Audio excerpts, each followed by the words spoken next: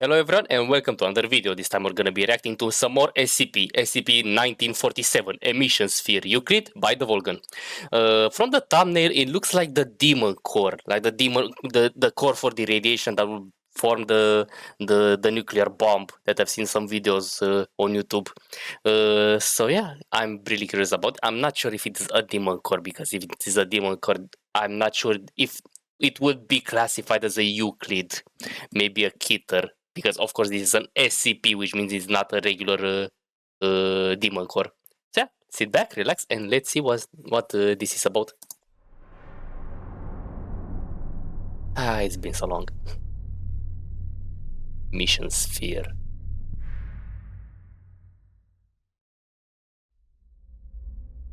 Good afternoon, everyone. Hello, Doctor. My name is Dr. Miller, and the SCP we're going to be looking at today is SCP-1947. Object Class: Euclid. Special Containment Procedures. SCP-1947 is to be contained in a room shielded with a minimum of 2 centimeters of lead. Yep. SCP-1947 is currently held in Room 214B at Site-16. SCP-1947 is not to be removed from Room 214B without the consent of an O5 level director. Damn. SCP-1947 is to remain within a 1-meter cubed copper mesh enclosure at all times. Radio and microwave receivers are to be placed within the enclosure and checked for consistency on a monthly basis. Any change in SCP-1947's emissions should be recorded and reported to Dr. Alberts. Any further experimentation on SCP-1947 is strictly forbidden. Description: SCP-1947 is a sphere with a diameter of approximately 46 centimeters. 2 lobes protrude from the sphere on opposite sides. The exposed surface of SCP-1947 is mainly composed of an iron-nickel alloy with trace amounts of indium. Yep. SCP-1947 was found near Zambia on approximately... It was initially discovered in a small crater by a local farmer. Hold on, you're saying this is like a meteor? Oh. SCP-1947 was brought to the attention of the Foundation by Agent Moan, a low-level operative stationed in Zambia. Standard testing procedures for potentially anomalous objects revealed that SCP-1947 was periodically emitting microwaves with a frequency of either 1415 or 1425 megahertz. The emissions were found to alternate between the 2 frequencies in a manner which encoded a series of images. He shows images with the microwave frequency. Further details, see Technical Report 1947-A. Oh. As of SCP-1947 has halted the emission of microwaves and is now emitting high-power radio waves with varying frequencies of approximately 6 gigahertz. Current emissions are being directed to an area in space roughly towards the galactic center.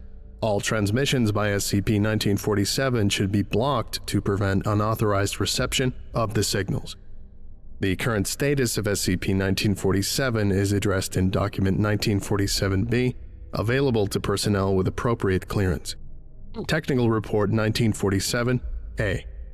SCP-1947 was originally classified as safe and given a low research priority. Junior Researcher Schertz was assigned to SCP-1947 for a period of 3 years. His final report is appended. It was his findings which prompted the upgrade of SCP-1947 from safe to Euclid, as well as the updated containment procedures. Personnel with Level 4 clearance or higher are able to access the supplementary data provided in Document 1947-B. Dr. Alberts. SCP-1947 Technical Report. Upon discovering that SCP-1947 was emitting microwaves, I was tasked with recording and analyzing its output. The emissions of SCP-1947 encoded a series of images. These are presented below. The relevant technical details are included. SCP-1947 was found to emit microwaves with a frequency of either 1415 MHz or 1425 MHz. Analysis revealed that microwaves of a given frequency were emitted by SCP-1947 for a minimum of 1.73 seconds That's brief. before switching to the alternate frequency. The Yes. longest continuous emission of a given frequency was 176.43 seconds. Emission occurred in blocks of 17,643.73 seconds, and after each block, SCP-1947 would stop transmitting for 79.58 seconds before continuing with the next block. After 5 blocks were transmitted, a double-length pause of 159.16 seconds was observed before the sequence would repeat again. Eventually, the significance of the minimum emission time of 1.73 seconds became apparent. The frequencies were emitted for variable times, but they were all multiples of 1.73 seconds. It seemed clear that an emission of a given frequency for 1.73 seconds was the discrete unit of SCP-1947's code. At this point, I was sure that the code was binary in nature. One frequency was analogous to 1, the other to 0. The breakthrough came after I realized that each block of emissions equated to 10,201 times 1.73. The square root of 10,201 is 101, a prime number. I arranged each 1 and 0 on a 101 by 101 grid, and a pattern became apparent. What? In the set of images shown below, each image is 101 by 101 square. Each black pixel represents 1.73 seconds of emission at 1,415 megahertz, and each white pixel represents 1.73 seconds of emission at 1,425 megahertz. Whoever wrote this was an absolute genius. Much respect to the guy. These images represent the totality of data transmitted by SCP-1947's binary code. Image 1. This seems to be a reference image. Each bar has a length corresponding to a prime number between 2 and 97. Image 2. The top of the image appears to be a stylized graphic of a star system with 6 planets. If that is correct, the brackets around the 4th planet from the star could represent a ringed planet or a planet of particular importance. The lower half of the image appears to be some sort of map relating the position of the star system to astronomical landmarks. Image 3. Oh, This image appears to be a stylized representation of a bipedal creature. The circular object to the right of the image has a strong resemblance to SCP-1947. If the image is to scale, the bipedal creature would be approximately 3 meters tall. wow. Okay, this is big. Also, theory. I think the ball and the alien are one and the same. He just transformed them, something like that, because of the travel. Image 4. Unknown. Speculations include a stellar field map, genetic information of the creature shown in Image 3, or yet another code. Image 5. This image was Galaxy. discovered to be a representation of energy levels in a hydrogen atom. An electron transitioning from the second lowest to the lowest energy level in a hydrogen atom releases a photon with a wavelength of 122 nanometers. This is shown in the top left of the image. The bottom of the image was determined to display photons with a wavelength of 244 nanometers directed against SCP-1947. Discovered period of engineering. The hydrogen atom. Wavelength against SCP. Again, so we're still going back to the demon core bit. You know that hydrogen bombs act like this, basically an atom of hydrogen attacking the core that will create the explosion. 7. After the meaning of the 5th image was discovered, we tried exposing SCP-1947 to a UV laser with a wavelength of 244 nanometers. We had hoped that this would reveal more information about the nature of SCP-1947. However, SCP-1947 stopped transmitting microwaves after we exposed it to the UV laser. We then found it had switched to emitting radio waves at a frequency of around 6 gigahertz. Emergency The radio waves being frequency. emitted now by SCP-1947 are frequency modulated in a complex way. The current signal is beyond our capabilities to decipher. Additionally, the signal is highly directional and highly powerful. SCP-1947 is sending a signal into space and data redacted by request of O5 command. I think that's a help me request because you attacked him with UV lights. My boys, you fucked up. Junior Researcher Schutz. The following information is classified. Access is available to all Level 4 personnel and above on a need-to-know basis. Document 1947-B. SCP-1947, status as of 27/07/2010. This document assumes at least a cursory familiarity with the technical report prepared by junior researcher Schertz.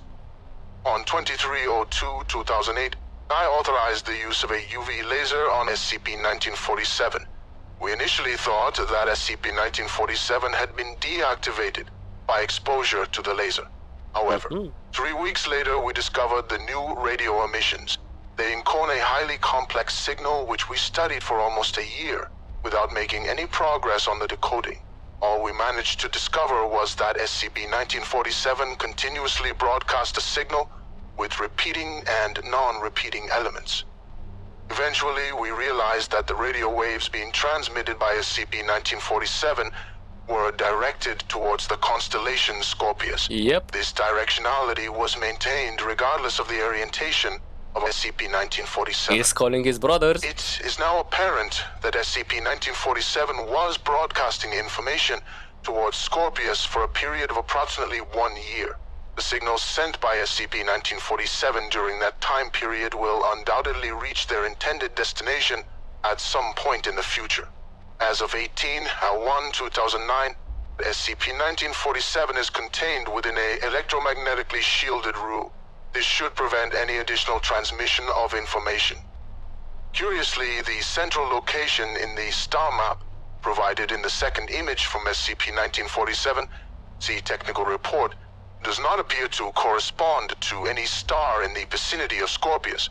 The lines shown are not correlated with the known positions of stars, pulsars, nebulae, or other potential astronomical landmarks. Additionally, no star near Scorpius is known to possess 6 planets in the configuration shown by the first image from SCP-1947. Since SCP-1947 was found, there have been 4 additional known discoveries of very similar objects, 1 in the US, 2 in Russia, and 1 in Thailand. These additional SCP-1947-like objects, designated SCP-1947-L, were recently determined to transmit similar sets of images by the same method as SCP-1947, although each object appears to present a different version of images 2 and 4. The 4 different iterations of image 2 decoded so far are roughly similar, except for the presentation of a different configuration of the star system at the top of the image, as well as a superficially similar star map with the lines in alternate positions. One of those additional star maps appear to correspond to locations near Scorpius. Also, each object analyzed encodes a version of image 4 with a different pattern at the central square. I think the spheres or the aliens, whatever they are scouts. They were here to scout the solar system and end up on Earth, and the actual images of the system was our system, was the solar system, and they were sending the images to their home planet. Where? Invasion is coming. The meaning of image 4 is still unclear. At least one SCP-1947-L encodes a 6th image of a seemingly random pattern of dots similar to those in image 4. 3 SCP-1947-Ls are currently stored in an electromagnetically shielded deep storage locker at Site 21. Those have not been activated by exposure to a UV laser.